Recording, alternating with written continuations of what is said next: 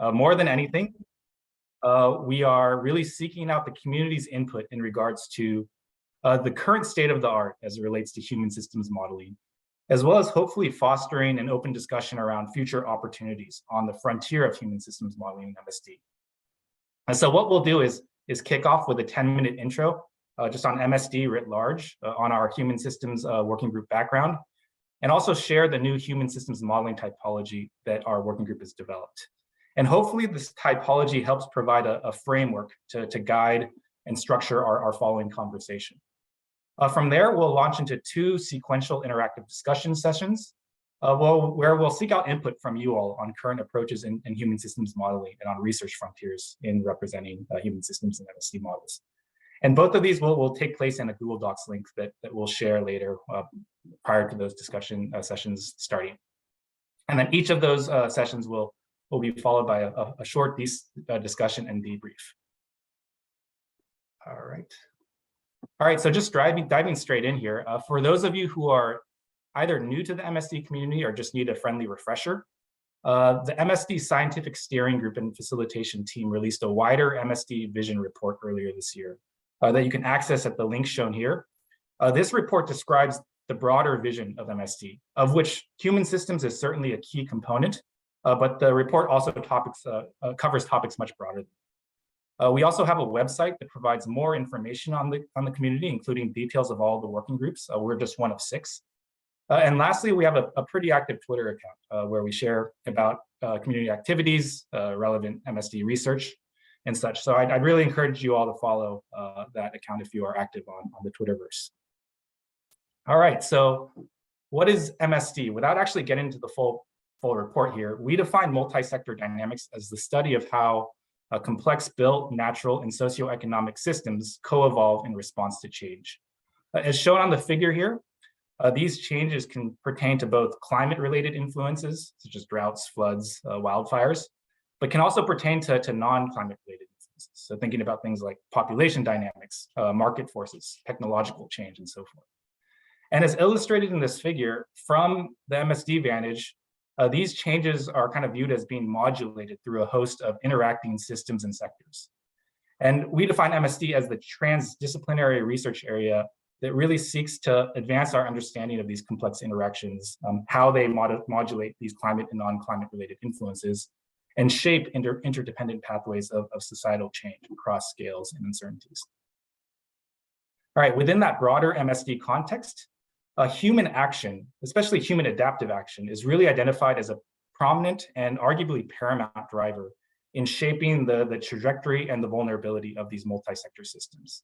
And so towards that end, the main science question the Human Systems Working Group has been specifically tackling is how human decisions, actions, as well as institutional dynamics, including both short-term adaptation, as well as thinking about long-term transitions and shifts, can be effectively represented in our multi-sector models.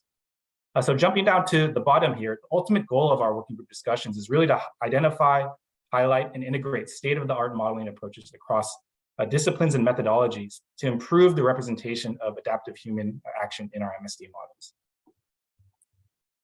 All right, so to achieve that goal, for the first couple of years of our working group activities, we've really centered our efforts around the development of a new typology for characterizing human actors in action in MSD models. This typology is described in detail in a new paper that was recently published at Earth's Future. And while I won't go through all the details of the typology, for the next 5 minutes or so, I did want to sort of highlight some of its key features to, again, just provide some context in regards to how our working group has been thinking about human systems representation in MSD models. And hopefully this will provide something of a shared terminology as we move into the more interactive parts of the workshop today. All right, so the typology itself is organized around what I call a few seemingly simple questions. And the first of those seemingly simple questions is, who are the actors that we're actually considering in these multi-sector systems? And for this question, we've developed what we're calling a generic conceptualization of actors in multi-sector systems, in which we essentially conceive of 3 categories of actors. First, as you can see on the top here, we have what we're calling governing actors. These are actors who we define as those actors who essentially set the formal institutions through which other actors are legislated, financed, monitored, and so forth.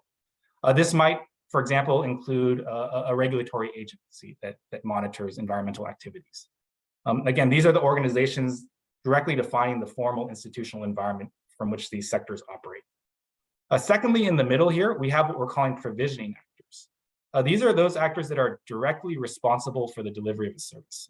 A classic example here would be an energy or a water utility. But this could also extend to indirect provisioning actors. Say in the energy sector, a developer of new solar technology. That might be considered a provisioning actor as well. And then thirdly, on the bottom here, we have what we're calling utilizing actors. These are the actors that actually receive some product, good, or service that a specific sector provides and applies that service for some human end use. In addition to our categories of actors, we also have a set of descriptive visual elements we use here to define various interactions across these actors, both within any single given sector, as well as across different sectors. So these relationships are conceptualized through sort of essentially two forms or categories. The first is what we call cross-sector interactions. These are the lines with arrows between actor categories. And essentially, this simply involves a direct exchange of information or services between actors within a sector or across a sector. The second sort of visual form we use to categorize relationships is what we're calling actor-role crossovers. And I think this is a pretty unique aspect of the typology. These are shown in the hash connectors between actor categories. And what this essentially entails is an actor that simultaneously appears in multiple sectors, playing a unique role in each. Just as an example here to make it more tangible, a farmer could simultaneously be defined as a provisioner in the agricultural sector, so that agricultural actor is generating crops, so they're a provisioner from the vantage of the ag sector. But when viewed from, say, the vantage of the water sector, that agricultural actor could be seen as a utilizing actor. They're a user of water supply services. So this is just another sort of mechanism through which we can start to describe sort of actors as they relate to multiple sectors. Again, this is a conception that is intended to provide more of an overarching framework through which we can start to kind of think about the different categories of actors as represented in our models. Okay, moving on to the second question. Now that we've defined sort of our cast of actors, the following question is, what are the actions that are actually of these actors that are actually represented in our models?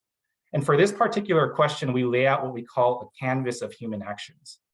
Similar to the first question, the canvas here organizes human actions across three actor role categories that I just described earlier. So you see our governing, provisioning, and utilizing actor categories along the Y dimension of the canvas here. And then along the X dimension of the canvas, we've defined what we're calling time scales of action, ranging from near-term actions, which take place on an hourly to a daily basis, to long-term actions that perhaps take place on an annual or decadal or even a centennial basis. And then what we can do is take a canvas such as this and use it either to sort of organize the landscape of all candidate actions we might consider in a multi-sector model, or use it to specifically hone in on the specific actions that are included in a specific model representation. Just for illustration, this example takes a more generic approach just to illustrate candidate actions. So in the lower left quadrant here, along the utilizing row, we might say define a household actor, right? That takes daily decisions around commuting or consuming food, energy, and water. If you think about that same household on a longer time scale, these same households might make much longer term decisions like resettling, choosing where they want to live, adopting new technologies, and so forth. And you can also think about these timescales of action for different actor categories, right? So if we move up to the governing row, a governing body might enforce regulations or monitor activities on a daily basis. But a new rule or new funding for infrastructure might only emerge or be enacted annually or decennially, right? And so we can think about these actions across this canvas space in this manner. Again, this is just meant as another organizing mechanism to first of all lay out sort of the landscape of all candidate actions we might include in a model, as well as to identify those actions that are actually represented in an existing model. All right, just to give this a little bit more maybe tangibility, I wanted to briefly showcase how we've actually utilized the structure of a canvas for some recent literature review on models that investigate coastal urban development, specifically in relation to flooding risk. So this is work that is being carried forward as part of a modeling effort for our Integrated Coast project, ICOM. And what we've done is, first of all, widely reviewed the literature on specifically agent-based models that are used for coastal urban development. We've then taken a set of representative agent-based models out of this literature review, and then identified which specific actors' actions each of these models focuses on, again, utilizing this action canvas as an organizational framing. So it's interesting that, like, while all these models seemingly focus on the same topic of coastal urban development in the context of flood risk, and they all sort of purport to simulate evolving flood risk from a coupled human natural modeling perspective, what you can see here is that sort of using the action canvas really provides a clear way to help us compare and contrast what's actually in these models as it pertains to adaptive human action. All right, finally here, the final component of the typology is how are these actions modeled? And the way that we describe this is through what we call axes of human system representation. So now that we've laid out sort of the landscape of all the actors and actions through the previous two questions, each of these axes now provides a spectrum on which to identify general differences in modeling approach for how those actors and actions are actually operationalized in an MSD model. In general, the axes can either be applied generally to an entire model or applied to individual actor categories within a model for higher specificity. Axis A indicates whether a normative prescriptive approach is taken or a positive descriptive approach is taken. Axis B provides level of actor aggregation for each represented actor category. And just skipping down to the bottom here, axis F, those sub-axes kind of specify the general approach that's taken behind the actual behavioral model that's adopted for that specific actor or action. So I know that, yeah, I didn't want to take too much time with the typology, so I'll wrap it up there. I know it was quite a whirlwind, but hopefully it provides some helpful background on MSD and specifically on the human systems modeling typology that can inform our following discussion. All right, so what we actually want to do next here is transition into the first interactive session of the workshop today. And what we're really looking for here is to kind of get an inventory of sorts of ongoing human systems modeling efforts that are being carried forward by the multi-sector dynamics community. These can certainly include both officially sort of MSD funded efforts, but we also want to extend this into other relevant efforts that you think could potentially pertain to MSD interests.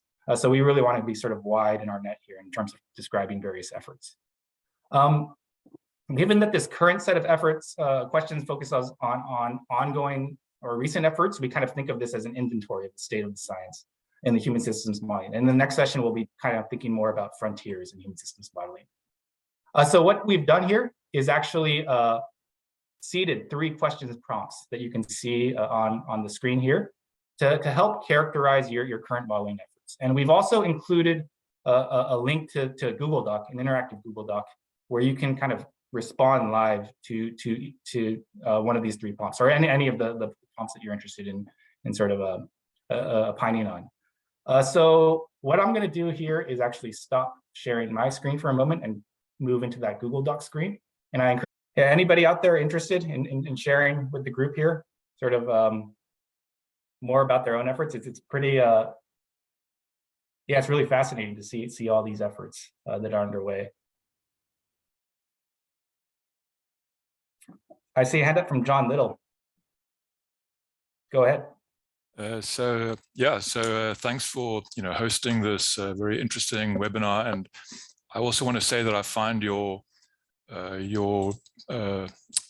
sort of a typology to be very useful in sort of identifying how all these different actors can interact with these multi-sector dynamics. But and I'm not sort of really doing modeling myself, but I've been thinking about it for a long time, and I've sort of got like a conceptual concern, let's say. And so that concern is that what I see everyone doing, and I know this is not an easy thing to do, but what I see everyone doing is sort of like bottom up. Everyone starts with their little piece of some system that they are aware of, and they start to like integrate that with social systems and economic systems. And so then in addition, everyone is sort of working on these different problems. Like some people are doing, like coastal flooding, some people are doing food, some people are doing, climate, all sorts of different problems. And the overarching problem is that all of these things are interconnected. They're not independent of each other. And so that's sort of the problem that I'm trying to get at, but it's an incredibly difficult thing to do. And it sort of involves, I guess, what it ultimately involves, I believe, is sort of combining these kind of bottom-up investigations that all of you are doing with some sort of top-down framework that kind of gives coherence to all these other activities that are taking place simultaneously. And and I know this is almost anathema to the kind of scientific approach. This is never something that we kind of do, but I feel like I can't see another way forward, basically. And but then, I mean, I just want to say, make it very clear that I know it's very difficult, and I'm not, I'm not dismissing what other people are doing. I'm just saying, hey, we need to keep this bigger picture in mind. And with that bigger picture in mind, maybe it's impossible to kind of carry all the detail with you, when you're trying to do these kinds of things. So maybe we need a kind of a course scale, integration. And rather than trying to integrate everything at the detailed scale, 1 meter, rather have a sort of a course scale integration that integrates over all these kind of societal challenges, but then links back down to the more detailed, the more detailed analyses that everyone is doing.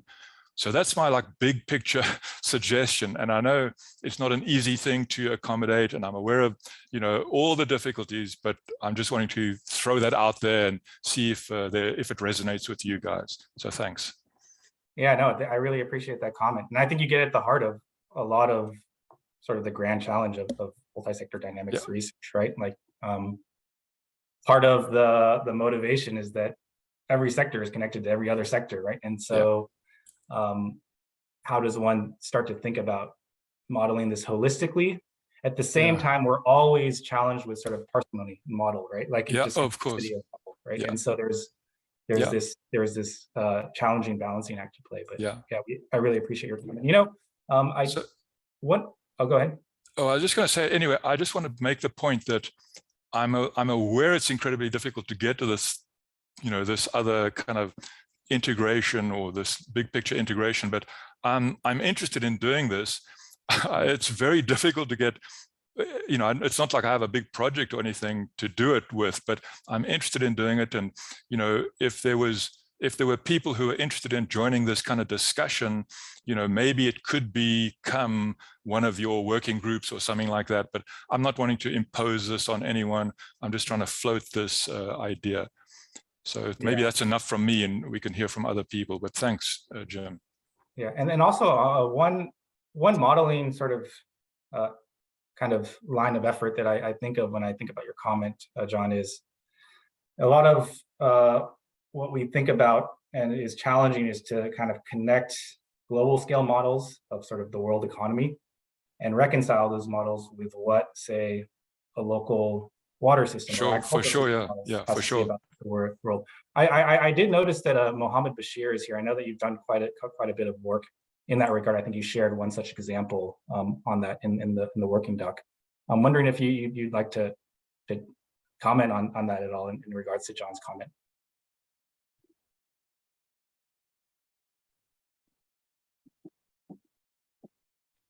Hi, can you hear me? Yes. Yeah, thank you very much. Really appreciate the work done here by the group.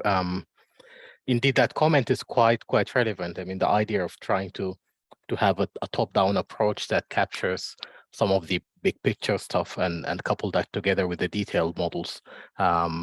It's something that we've been working on here at the University of Manchester. So one approach we try to use to kind of address that issue is using economy-wide models coupled with river system models. So we have economic models that simulate the whole economy together. In that case, we were using computable general equilibrium models. But at the same time, we've got the engineering-based river system models that capture water locations and hydropower generations and so on. And then we get the two modeling systems talking to each other, the economy influencing the engineering system by affecting the demands that are needed by different sectors, but also the engineering systems affecting economic growth by defining how much resources are available and influencing economic growth over time. And that interaction happens annually, and models interact iteratively to make sure that they are coherent and they move together forward. So that's the approach we followed. We also tried to bring in the impacts of climate change, looking at how different socioeconomic pathways affect the economy, and as well as affecting the systems in a coherent way. So that's one approach we tried to look at and to address this challenge of looking at things from the top and looking at things from the bottom as well. Thanks. Yeah, I've really enjoyed your work, kind of trying to kind of gain coherence between what those two modeling scales and focuses have to say about each other. And so, yeah, thanks. I see that Ian has a hand up. Thanks, Jim. This is fascinating, and thanks for the summary of the great paper and the links to all the other ones. One thing I'm struck by in the document so far, and I think in some of the materials to date, is, on the one hand, I think the body of work being sort of tackled by the multi-sector dynamics community in this different types of human systems has really grown from what was traditionally just sort of fairly narrow set of energy and land and water systems to now you see saltwater intrusion in the Veda zone and even some COVID sort of health sector impacts. So I guess my question is, how much broader is it sort of advisable to go? And I'm wondering if the community's going to discuss this, right? Because there's many other human systems that we've modeled maybe around the edges of or haven't touched at all, right? So transportation systems is one that comes to mind, where I know there's a shipping model being developed in interface, but I'm not really aware of any other major efforts to integrate or model transportation systems in the multi-sector dynamics community. But there's people out there doing transportation system modeling, right, and urban planning models and things like that.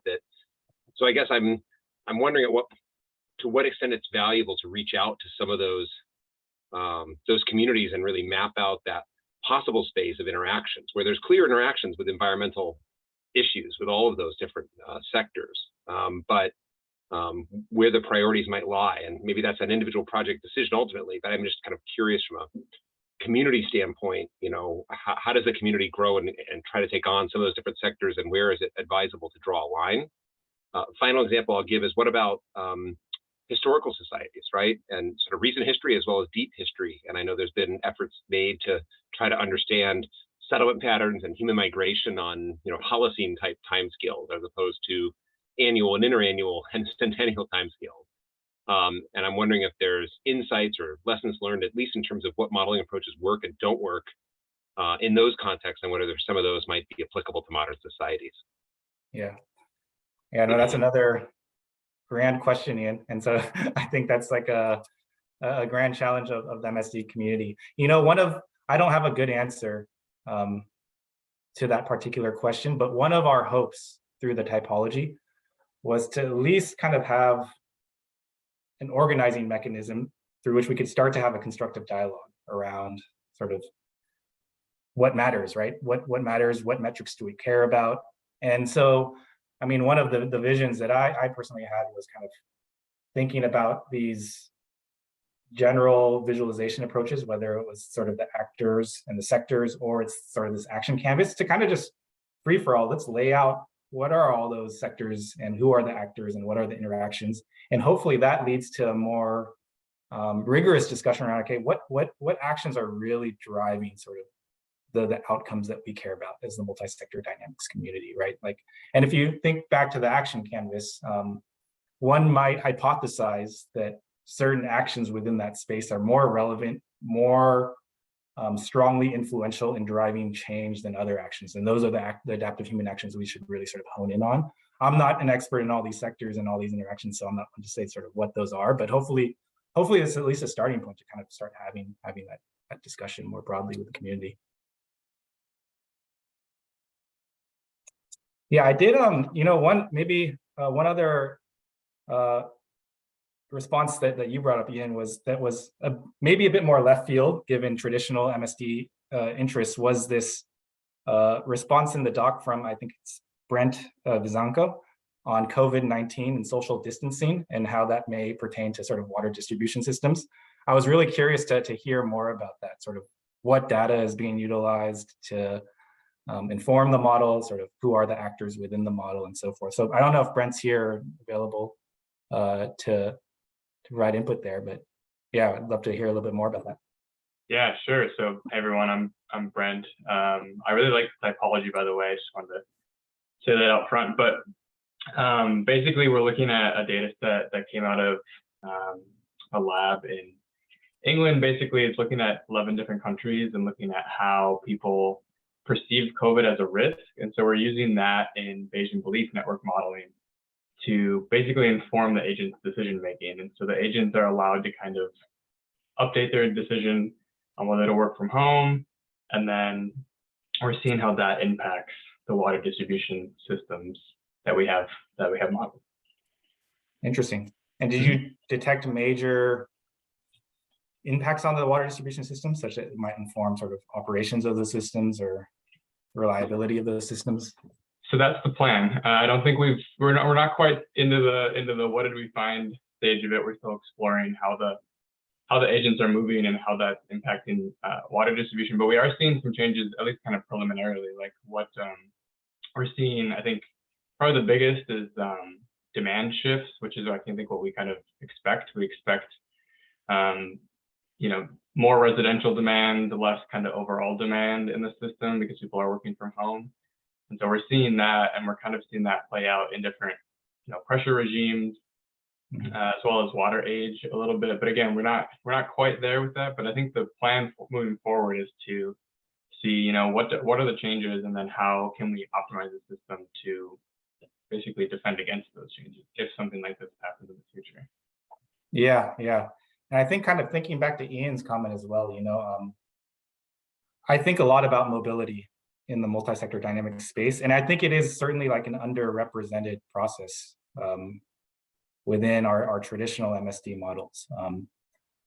And thinking about sort of mobility in this new world order is incredibly challenging, right? But as we think about where demand is going to be, that's a sort of critical part of the equation in terms of what our sectoral systems look like. And then that ties into employment, future of work. It also ties quite strongly into sort of what transportation networks are going to look like in the future, in turn kind of informed by decarbonation and just different sort of transportation technologies. So yeah, that's the mobility question is really a critical one in my view. So it's really neat that you're working on those issues. Yeah, I agree. And I did have one other comment too, going back to what Ian was saying. I think, within this model, we had to develop a way to represent COVID transmitting. I mean, to have people working from home, you have to have people kind of getting COVID.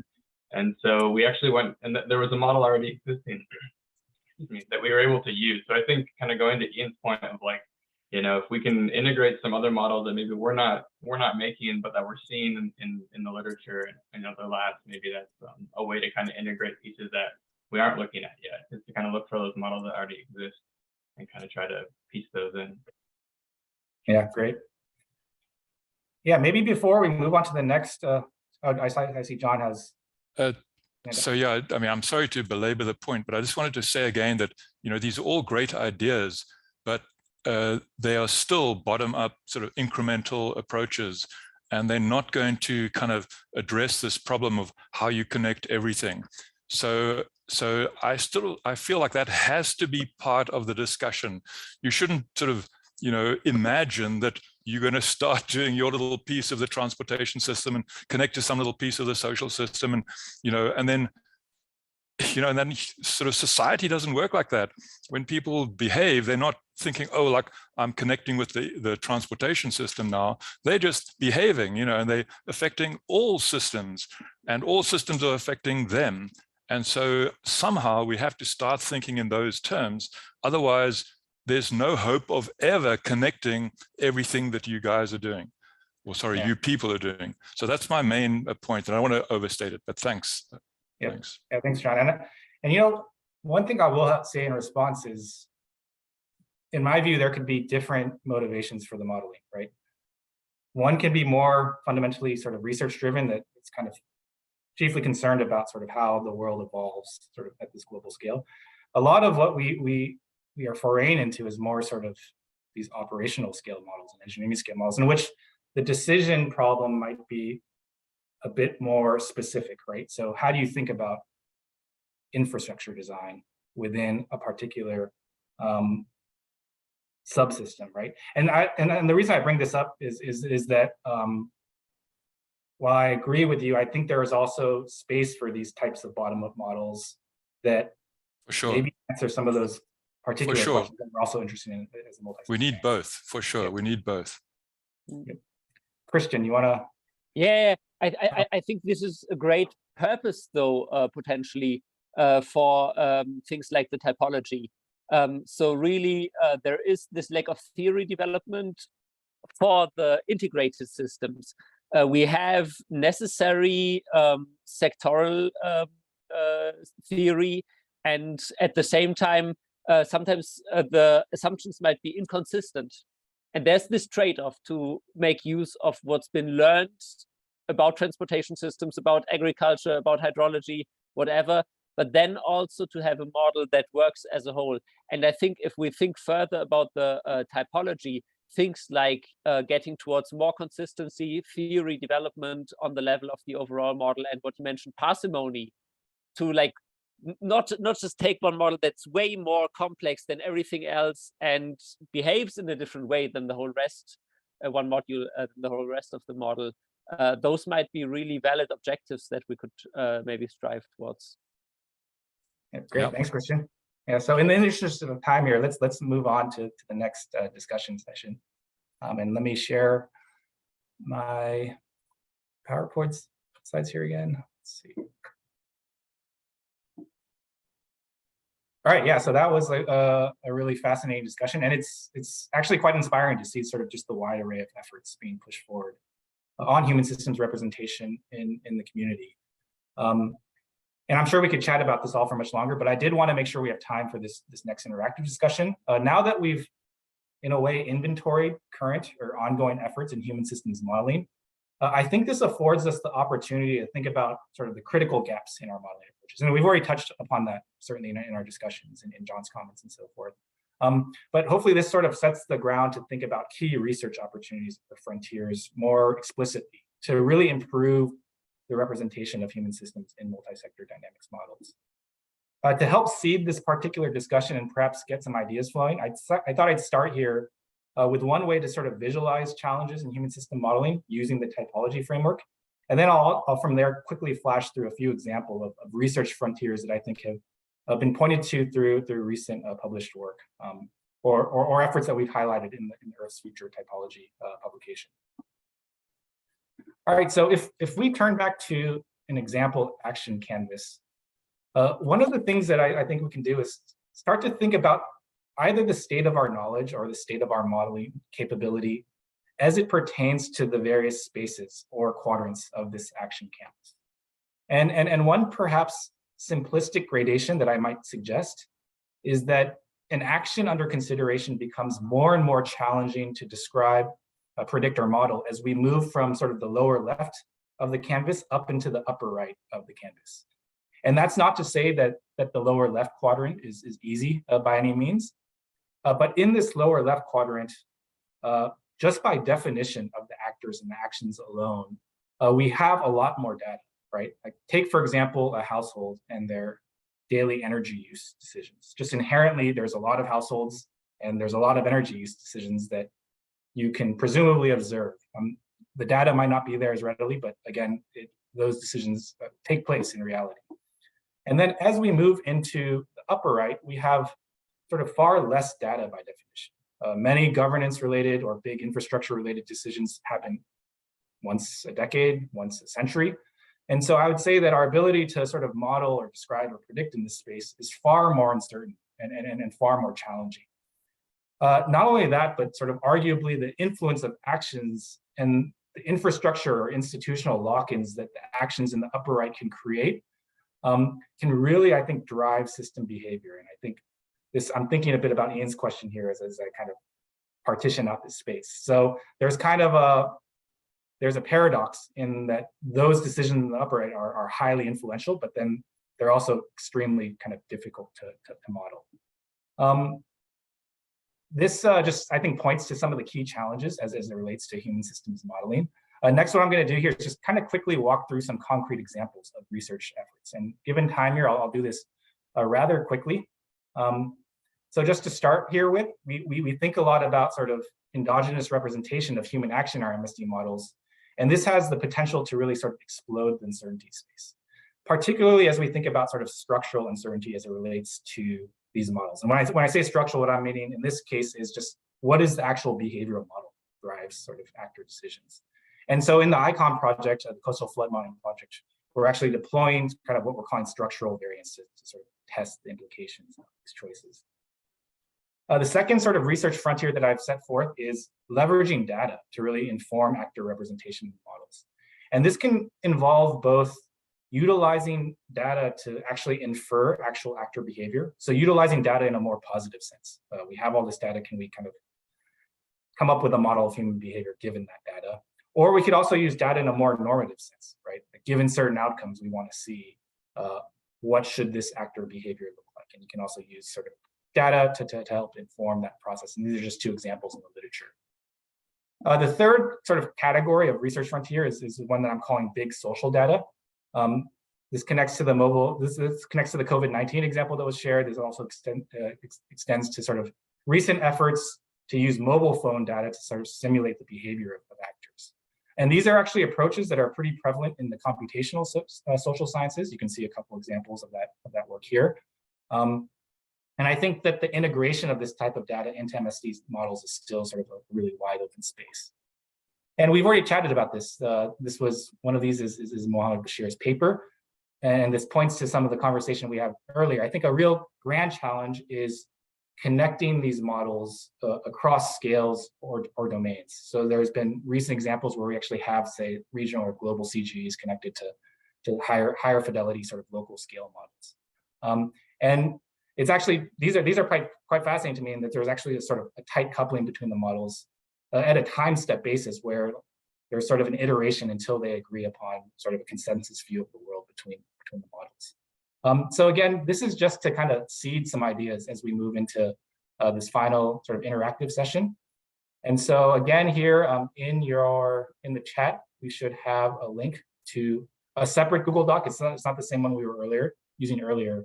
With this kind of overarching prompt, what are the key opportunities and research frontiers for advancing the representation of human systems in MSD models? And I've kind of broken out 3 categories here: novel data sources, methodological approaches, and frameworks for integration. And you can respond to any of those.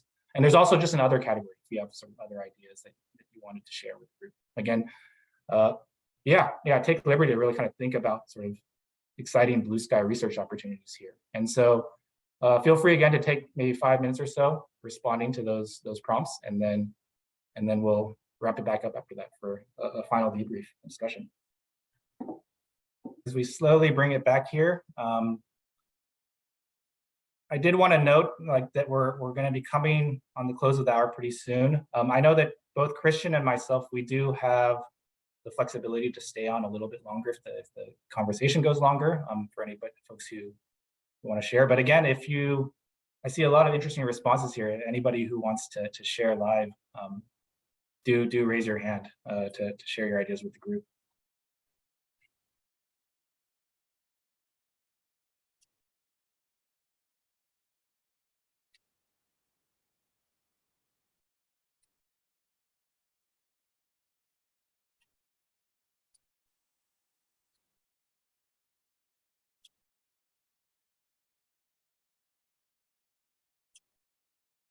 Yeah, I wanted to maybe hone in on some of these, the first category of questions, sort of the use of novel data for actually informing behavior. You know, a lot of, I don't want to call our approaches ad hoc per se, but a lot of times when we do sort of operationalize some decision rule in the model, it can appear that way. And I think there's a lot of space to sort of think about how do we more sort of tightly integrate actual data in informing these types of adaptive human actions and models. I was really kind of intrigued by this first response from Siwa actually on use of experimental methods to get a simulated response.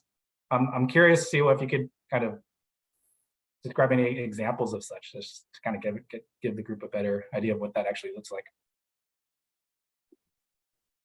Thanks, Jim. I didn't actually have well, I'm thinking of, I come from a water agriculture land background, and I know that people have, put real actors in a simulation, in a situation where they respond to, like a water depletion scenario, just to get a sense of how they would, and sometimes this is policy, looking at how they'd respond to the different sort of signals that are policy driven, which is sometimes goes beyond the kind of science we're allowed to do at the lab. But what it does is that it allows one to be more to actually get more realistic response than what you would just derive from a simplified, from a sort of a more aggregate type model. But I think with proper design and getting sort of a representative sampling of actors. I know that it's been done in a number of settings, but I've just never seen it used to directly parameterize a model that the types of model that we use. But I think there's promise for it, and it might be, you have to sort of frame it in a way that that the rules are clear in terms of that, so that the behavior that the actors are simulating is based on a clear understanding of what's going on. So you have to sort of frame it in a way that's useful. But maybe for competition over resources, especially, or how people would respond to different types of situations, could be interesting to apply that. But I don't have a specific example to put in the references. Yeah.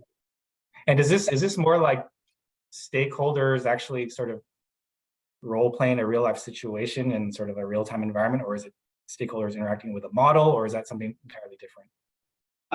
That's been done before. I was just thinking more in terms of like, if you wanted to come up with, let's say if you're building a model that's based on a rule-based sort of system, like given this type of a pricing regime, this would be the degree of water extraction or resource use that you'd expect. Then it could be students that you choose in the university setting that you explain the parameters of the problem clearly, and you just do some experiments and see how they respond and use that as a basis. But again, it may be geographically limited in terms of how what types of actors that you're trying to represent, but that could be if done creatively, you could maybe find a way to use it to represent more generalized behavior, at least something that's grounded on actual human response versus the simulations of a mathematical programming model. Yep. Great, thanks, Theo. Did anybody have any sort of live comments they wanted to add on the integration challenge in particular? That was a big part of the previous conversation, and we talked a little bit about sort of connecting CGs and other more local scale models. Any other sort of promising avenues of aspect in that regard that folks want to share? Well, Jim, I put into the Google document a link to a system of systems framework that some colleagues of mine and me are developing. So if people wanted to have a look at that, it's all sort of explained in a kind of a conference paper, and would be sort of quite easy to skim through and get a sense of how that would work. Great, yeah, we'll take a look at that.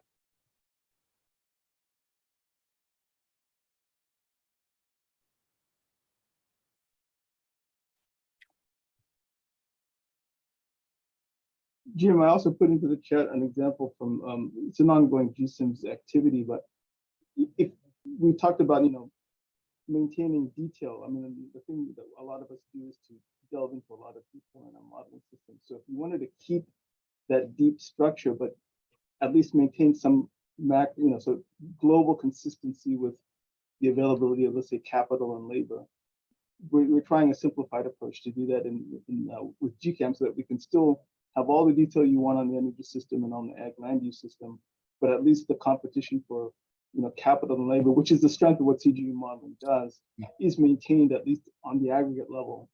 The next point would be to sort of make the consumption side of the demand side of that aggregate model drive the actual demand behavior of energy and land use agriculture. That's the next step, but at least making sure that the competition for resources is sort of accounted for is one way, is the first step in that process.